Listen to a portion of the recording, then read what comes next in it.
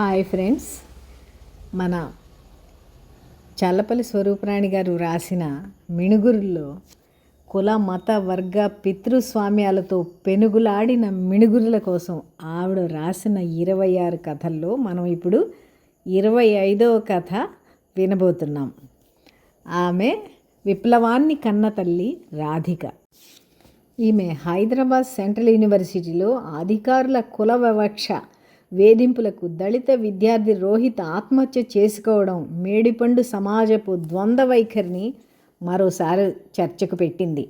రోహిత్ మరణం స్తబ్దంగా ఉన్న దళిత ఉద్యమాన్ని పెద్ద కుదుపుకు గురి చేయడమే కాదు, కులం మతం పితృస్వామ్యం వంటి అంశాలపై లోతైన చర్చకు తెరతీసింది. హేతువాదాన్ని మానవతావాదాన్ని ముందుకు తీసుకెళ్లాల్సిన యూనివర్సిటీలు రాను రాను మనవాద భావాలకు దగ్గరవుతూ గిడసబారిపోవడంపై చర్చ మొదలైంది. స్టేట్ యూనివర్సిటీల్లో భూస్వామ్య వాసనలు ఉంటే సెంట్రల్ యూనివర్సిటీల్లో బ్రాహ్మణీయ వ్యవస్థ తాలూకు ఆధిపత్యవాదం ఉంటుంది. బ్రాహ్మణ అగ్రహారాలకు ఆధునిక రూపాలు సెంట్రల్ యూనివర్సిటీలు. రోహిత్ సంస్థాగత హత్య ఈ విషయాన్ని బాహాటంగానే ప్రకటించింది. రోహిత్ మరణం సందర్భంగా అతని కులంతో పాటు రోహిత్ కుటుంబం, అతని తల్లిదండ్రుల గురించి కూడా చర్చ జరిగింది. అతని ఆత్మహత్యకు బాధ్యులైన వారిపై చర్యలు తీసుకొని బాధిత కుటుంబానికి న్యాయం చేయాలని, దేశవ్యాప్తంగా ఉవ్వెత్తున ఎగసిన ప్రజా ఉద్యమాన్ని అణిచివేయడానికి విడిపోయిన అతని తల్లిదండ్రుల నుంచి ఆరా తీసి అతని కుటుంబాన్ని మానసికంగా వేధించారు. రోహిత్ చిన్నప్పుడే తల్లి బిడ్డల్ని గాలి కొదిలేసి వెళ్ళిన అతని తండ్రిని తెర మీదకు తీసుకురావడం అనే రాజ్యానికి ఉండే పితృస్వామిక లక్షణం బయటపడింది. రోహిత్ తల్లి రాధిక కథ కులమతాలు పితృస్వామ్యం కూడబలుక్కుని అల్లిన ఉచ్చులో చిక్కిన అణగారిన స్త్రీ వ్యధ. ఆమె 19 ఏళ్ల వయసులోనే భర్త నుంచి విడిపోయిన పేద ఒంటరి స్త్రీ. తన చుట్టూ బుసలు కొట్టే కుల రక్కసి ఒక పక్క, మగ దురహంకారుల వెకిలితనం మరో పక్క, బిడ్డల్ని పోషించుకోవడానికి ఏదో ఒక పని చేసుకోక తప్పని స్థితి మరొక పక్క. 3 రకాల సమస్యల మధ్య ఆమె ఒక్కతే నిలిచి జీవితాన్ని ధైర్యంగా ఎదుర్కొంటున్న ధీర రోహిత్ తల్లి రాధిక. ఆమె టైలరింగ్ చేసి బిడ్డల్ని సాకుకుని చదివించడమే కాదు, రోహిత్కు నక్షత్ర మండలాన్ని కలగనే దమ్ము ధైర్యాలను ఇచ్చింది. అన్యాయాన్ని ఎదిరించే చైతన్యం రాధిక పిల్లలకు ఉగ్గుపాలతో నేర్పింది. అన్ని అవరోధాలను ఎదురీదినప్పటికీ ఆమె ఏనాడు సమస్యలను చూసి వెనుకడుగు వేయలేదు. అయితే కొడుకు చావులో కూడా ఆమె సామాజిక నేపథ్యం, కుటుంబ పరిస్థితులు ఆమెను కుళ్ళబడవడం ఈ దేశపు బ్రాహ్మణవాదం, పితృస్వామ్యం కలిసి సాగించిన వికృత క్రీడ.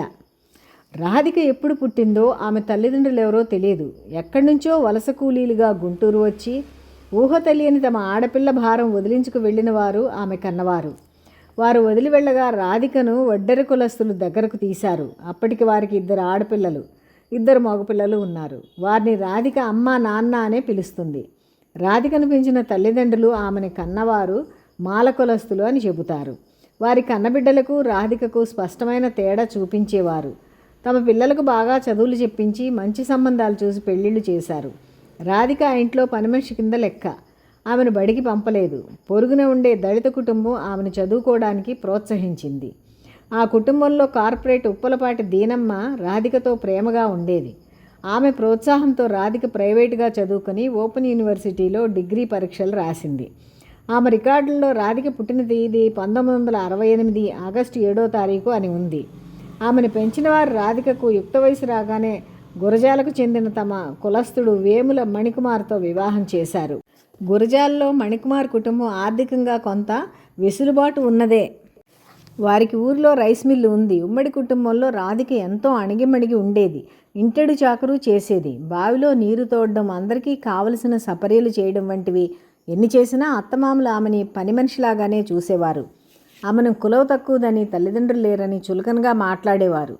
భర్త మణికుమార్కి ఇవేమీ పట్టవు. అతడు తాగుబోతు, వ్యసనపరుడు, పని చేయకుండా సోమరిగా తిరుగుతూ ఉండేవాడు.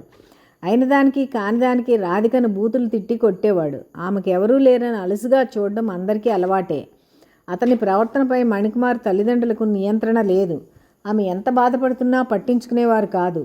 అదేమని అడిగితే ఉంటే ఉండు, వెళ్తే వెళ్ళు అని నిర్లక్ష్యంగా మాట్లాడేవారు. ఆమెకు వెంటనే 3 పిల్లలు.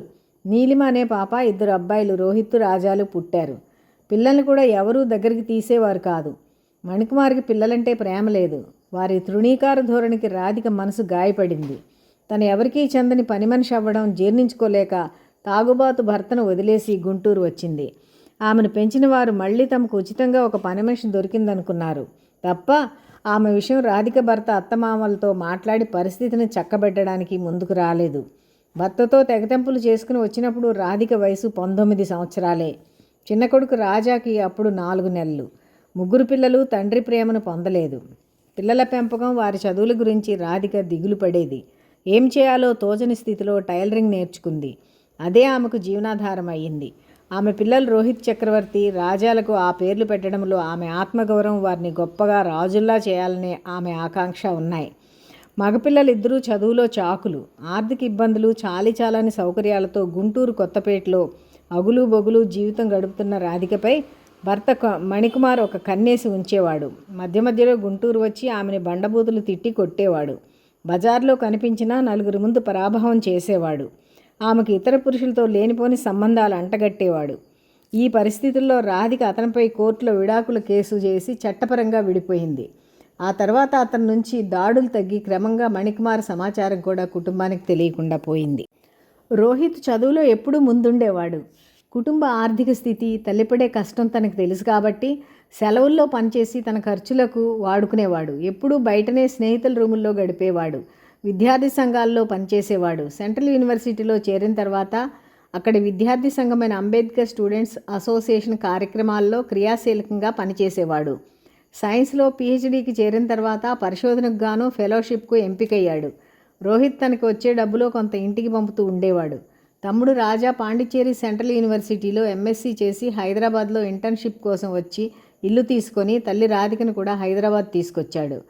అమ్మాయి నీలిమకు అప్పుడే పెళ్ళయింది కాబట్టి పెద్దవాడు రోహిత్ కూడా హాస్టల్ ఖాళీ చేసి హైదరాబాద్లో అద్దెకు తీసుకున్న ఇంటికి వస్తే బాగుంటుంది అనుకుంటూ ఉండగా ఆమె కడుపు కాలిపోయింది.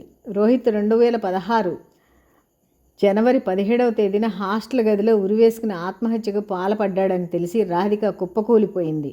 యూనివర్సిటీలో అధికారుల కుల వివక్ష వేధింపులే కారణం.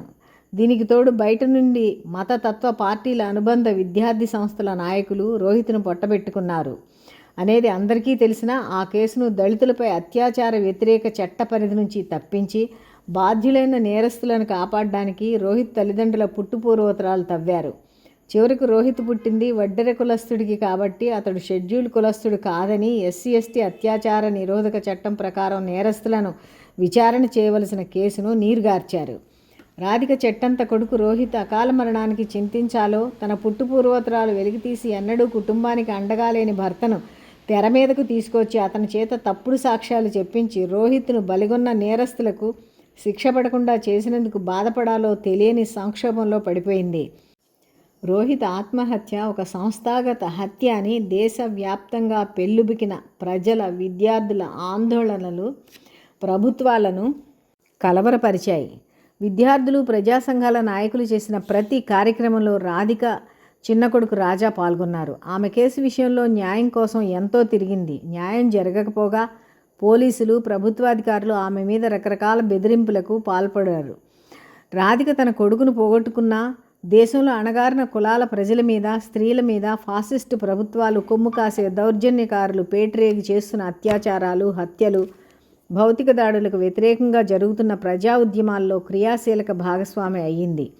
గుజరాత్లోని పెత్తందారీ కులాల వారు ఊనా అనే ఊరిలో 2016లో 4 దళిత యువకులు ఆవు చర్మం ఒలిచారనే నెపంతో వారిని జీపు ట్రక్కుకు కట్టి ఈడ్చి రక్తం కారెట్టు కొట్టిన సందర్భంగా జరిగిన ఉద్యమంలో రాధిక పాల్గొని అక్కడ ఉద్యమకారులకు తన సంఘీభావం తెలియజేసింది.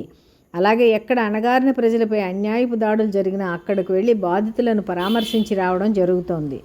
రోహిత్ చనిపోయిన తర్వాత ఆమె మరింత రాటుదేలింది అనుకోవచ్చు. ఆమె పాల్గొనే సభల్లో సమాజంలో దళితులు, స్త్రీలు, మైనారిటీలపై చెలరేగిపోతున్న కులతత్వం, మతతత్వ శక్తులపై తీవ్రమైన స్వరంతో ఉపన్యసిస్తుంది. ఆమె ఉద్యమ స్ఫూర్తికి సమకాలిక యువ ఉద్యమకారులైన జిగ్నేష్ మేవాని, కన్హయ్య కుమార్, కాంగ్రెస్ పార్టీ నాయకుడు రాహుల్ గాంధీ జేజేలు పలికారు. రాధిక బాబాసాహెబ్ అంబేద్కర్ మార్గంలో పయనిస్తోంది. పుస్తకాలు చదువుతుంది. సమకాలికంగా జరుగుతున్న ముఖ్యమైన అంశాలపై చైతన్యపూరితంగా తనదైన వైఖరిని వ్యక్తం చేస్తూ ప్రజా జీవితంలో క్రియాశీలకంగా ఉంటుంది. ఆమె 2016లో తన చిన్న కొడుకుతో కలిసి బొంబాయి నగరంలో అంబేద్కర్ స్మారక స్థలమైన చైత్య భూమి దగ్గర జరిగిన బౌద్ధ మహాసభలో అంబేద్కర్ వారసుల సమక్షంలో సుమారు 100 మందితో బౌద్ధ ధర్మాన్ని స్వీకరించి తాను పూర్తిస్థాయి అంబేద్కర్ వాదిని నిరూపించుకుంది. రాధిక ఒక పోరాట వీరుడిని సమాజానికి ఇచ్చిన తల్లి మాత్రమే కాదు, తాను కూడా నడుంబింగించి సమాజంలో అసమానతలపై పోరాడే యోధురాలు. సమకాలీన దళిత బహుజన స్త్రీవాద ఉద్యమాలకు ఆమె దిక్సూచి. విన్నారు కదండి, మన స్వరూపరాణి గారి మాటల్లో చెప్పాలంటే అట్టడుగు మనుషులకు వాళ్ళ చరిత్రకు చేసిన అన్యాయాన్ని ముంగటేసి అసలు చరిత్రగా సవర్ణ చరిత్ర చీకట్లను చీల్చుకుంటూ వస్తున్న మిణుగుర్లు ఈ మిణుగుర్లు చీకట్లో మెరుస్తాయి, చూడముచ్చటగా ఉంటాయి. రాత్రిపూట వెలుతురు దరిచేరని ఆదివాసీ సమూహాలకు ఈ మిణుగురులే తోవ చూపుతాయి. పుస్తక రూపంలో వస్తున్న ఈ మిణుగురులు అంతే, చీకటి బతుకుల వాడల్లో తోవ చూపే దిక్సూచి లాంటివి. ఈ మిణుగుర్లు దళిత చరిత్రకు, అందున దళిత మహిళా చరిత్రకు కొత్త చేర్పు.